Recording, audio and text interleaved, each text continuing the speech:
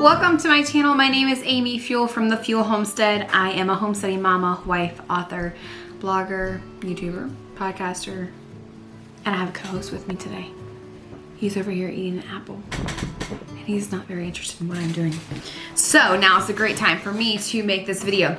So if you're here, you are coming here for more than likely the Homesteaders of America collaboration. It's a week-long collaboration called How to Grow Your Own Food. And today I'm specifically talking about growing herbs. Herbs are a food. They're also a great source of medicine. But a lot of people have a hard time growing herbs, myself included. I did write a book called The Homesteaders Herbal Companion. It is an extremely popular book. We are hoping to go into our second print with it very soon.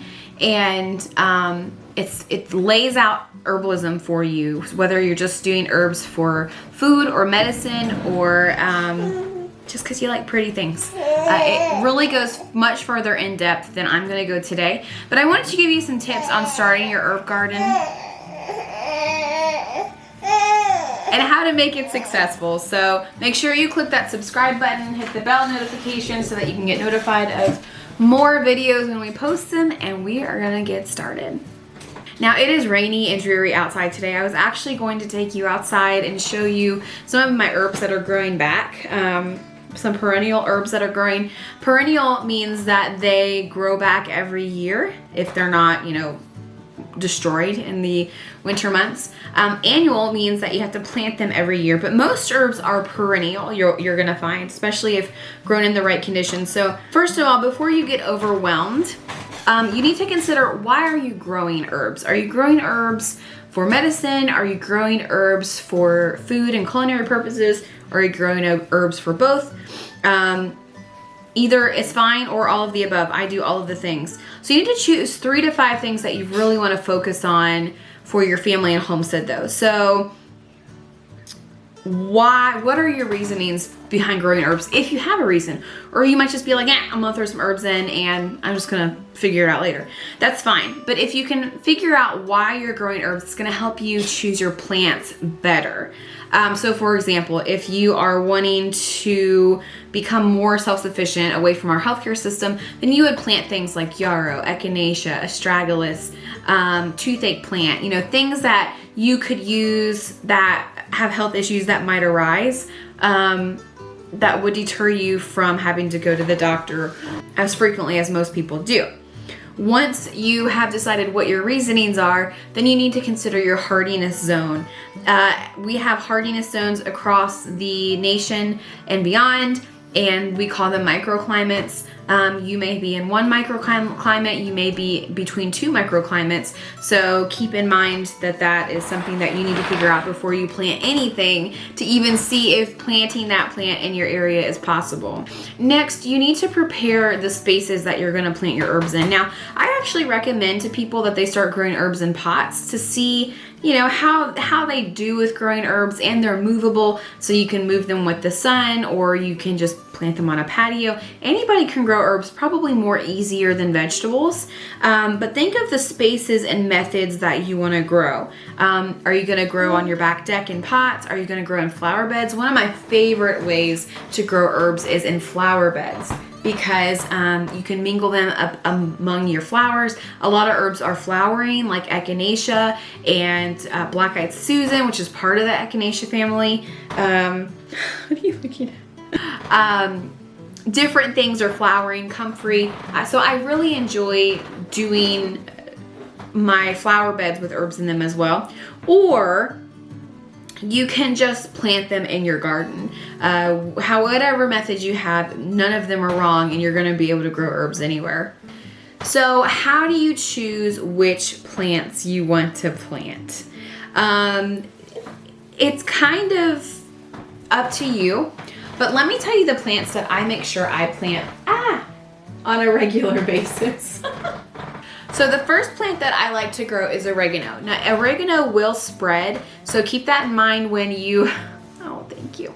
When you are planting it in an area, it will spread, and it will spread quickly if you are good at growing it, which is not a bad thing because oregano can be used in both culinary and medicinal reasons. So oregano is one of the most popular herbs to be a natural antibacterial. It's also naturally anti-inflammatory and antioxidant, and it has anti-parasitic properties. The next thing that I always grow is garlic.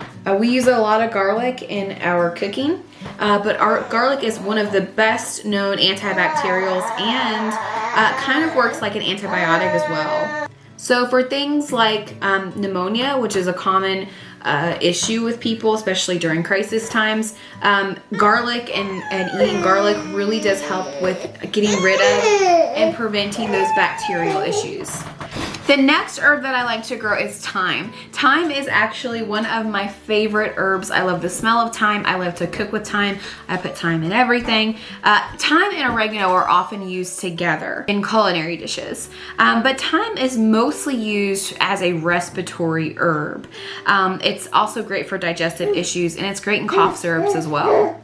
Thyme helps prevent and treat parasitic issues, fungal issues, and infections, anxiety, kidney issues, and more. Peppermint is a beloved herb here. We like making peppermint tea. I like using peppermint just because it's really uplifting in mood, and it also is a diuretic, so it helps with fever. So I grow lots of peppermint when I can, and I really think that you would enjoy that. But again, peppermint is a trailing herb, so it will definitely go into and spill over into other places. So potting it in a bucket or a flower pot would work best. Lemon balm is a really great herb. I have a huge lemon balm plant. If I can find a picture of it, I will link it here in this video, or if I can find an old video of it, I will as well. But lemon balm was used as far back as the Middle Ages, and I actually have this on my website, and I'm gonna read it to you right now because it's just easier to read it than try to explain it to you. Lemon balm was used as far back as the Middle Ages to reduce stress, anxiety, promote sleep, improve appetite, and ease pain and discomfort from indigestion, such as gas and bloating and colic. Even before the Middle Ages, lemon balm was steeped in wine to lift the spirits, help heal wounds, and treat venomous insect bites and stings. Today, lemon balm is often combined with other calming, soothing herbs such as valerian, chamomile, and hops to promote relaxation. We use lemon balm in a lot of different things. Lemon balm has actually also, there's a few studies that show it's been found to improve cognitive function and decrease agitation in people with Alzheimer's, and it's also active against listeria and staph infections. So it's a pretty big deal. Now it takes a lot of lemon balm to reach a medicinal dose, so keep that in mind, but lemon balm will spread, but it kind of contains itself, but it smells so good. I love using it in flower arrangements, in teas. It's just a very great herb to have on hand. I also, next, always plant Echinacea. Echinacea is one of the most popularly known antibacterials. It's an original antibiotic. American Indians actually used to use Echinacea as an antibiotic before we ever did anything with it. It's common to help treat cold and flu or help prevent the cold and flu. It's great for the immune system, to boost the immune system. There are two main types of Echinacea. You're going to want to look at the actual herb name, and there's Echinacea angustifolia and Echinacea purpurea, and I never say that right, but make sure that whenever you go to buy already planted or already potted plants, it'll actually have the botanical name beside it. So those are the two that you're looking for. Funny enough, Echinacea angustifolia was actually the original Echinacea that the American Indians used, but years and years ago, when we grabbed the seeds to bring them back to study them and plant them, we actually got them mixed up with the Echinacea purpurea seeds, and we don't even know. We have like this cross hybrid now, but they're starting to bring the Echinacea angustifolia back. So either one of those two botanicals, go by the botanical name, are great for planting. Echinacea is great to plant. It does grow wild in certain areas, especially along prairies, and it's just an overall great herb to keep on hand. We also plant herbs like basil, sage, Onions can be considered an herb if you're using them for medicinal reasons. There's just a lot of different herbs that we plant. So my suggestion to you would be to choose your reasoning for planting herbs. Are you just doing it for culinary reasons? If so, then there's really a no-brainer. You're gonna plant basil and thyme and garlic and sage and all the things. But if you wanna get more in depth and not only rely on herbs for your herb culinary reasons, but also for medicinal reasons, then you really need to get my book and you really need to think about why you're getting these particular herbs. Do you want to get into herbs for headaches? Do you have migraines? Do you have high blood pressure? Do you have, is your concern about getting an infection or a virus or a bacterial? Those are things you need to consider and look at. You don't have to grow 3,000 herbs. You can grow about a handful and probably get what you need from them. But make a list of the reasons you want to grow herbs. And then once you make that list, you can choose your herbs from there. My book, The Homesteaders Herbal Companion, will help you do that. I have a comprehensive list of herbs, what you can use them for and what we use them for in the book. And I think it's going to be really helpful for you. Now, tip.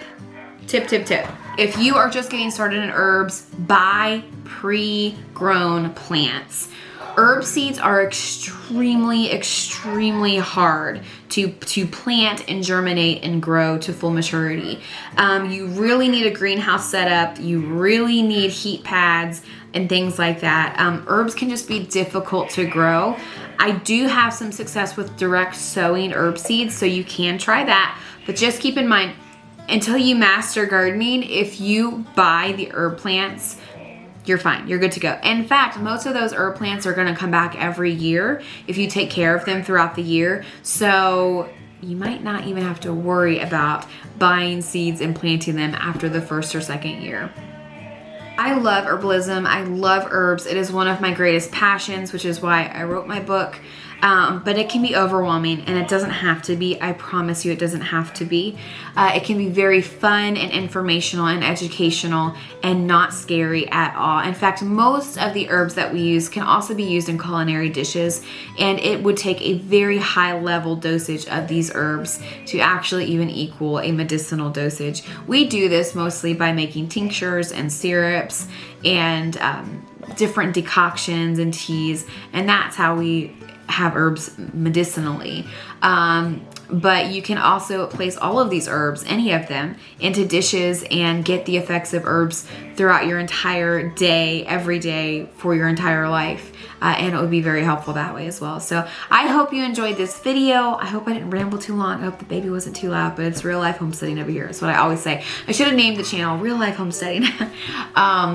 But I hope that you guys enjoyed it and are enjoying the collaboration. Please subscribe and hit the notification bell if you haven't already. Please like this video. It actually, every time you like the video on YouTube, it actually alerts other people. The more likes you have on the video, the more that people see it. So that helps out all of our YouTube collaborators, including myself. Leave a comment below if you have any questions, and if you just have something to add. Let me know if you're adding herbs into your garden this year and what you might be planting. And I hope you have a great day. Happy homesteading.